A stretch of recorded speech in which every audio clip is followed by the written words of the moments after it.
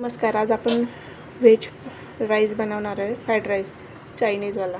त्यासाठी भाज्या कट करून घेतलेल्या आहे, फरसबी, कांद्याची पात, कांदा आणि भात आहे.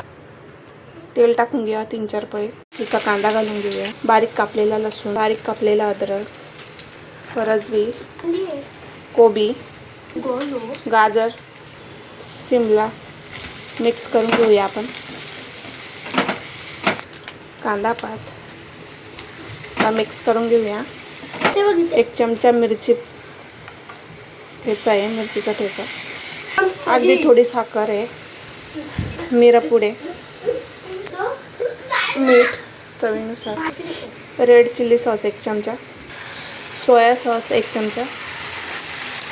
मिक्स करून घेऊया. शिजलेला भात टाकून घेऊया आपण. मिक्स करून घेऊया आपण चांगलं, हलक्या हाताने मिक्स करूया. असं झाला आपला रेडी आहे चायनीज राईस. कसा वाटला सांगा. लाईक, शेअर, कमेंट, सबस्क्राईब करा. बाय.